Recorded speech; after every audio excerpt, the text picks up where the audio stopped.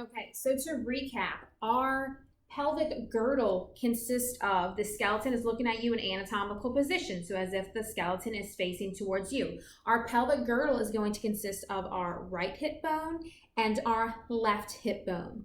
These two hip bones together, they're separate, make up our pelvic girdle. Then we're going to have our pelvis. Our pelvis, remember, is made up of our right hip bone, our left hip bone, our sacrum, and our coccyx. It's hard to see the sacrum and the coccyx from the anterior view. So if I turn my skeleton around, you can see my sacrum comes off the bottom of my vertebrae, my sacrum, and then my coccyx is this piece down here at the bottom, our tailbone. So our sacrum, our coccyx, our right hip bone, our left hip bone are what make up the pelvis. Then remember, each hip bone was 3 bones that fused together to create one bone. So right here, I'm looking at my right hip bone. I'm looking at it anteriorly from the AP view. So remember, it is made up of our ilium, which is this top portion right here. The ilium is going to make up the top 2/5 of the acetabulum.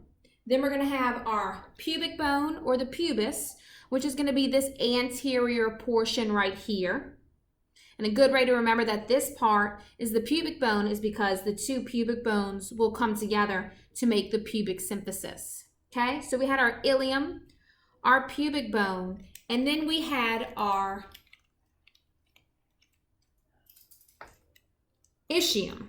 Sorry, I lost train of thought. Our ischium you can see better posteriorly. Our ischium is this back portion of the bone back here. Okay, so we had our ilium, our ischium that you can see dorsally from the back view.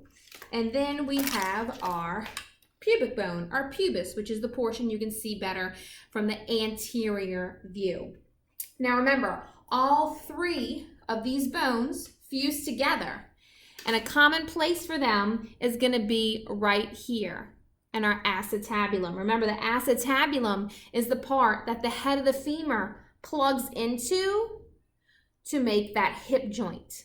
Now, if this femur wasn't here, you'd be able to see the acetabulum more clearly, which I'm going to use this model right here. Okay, so this is our AP view.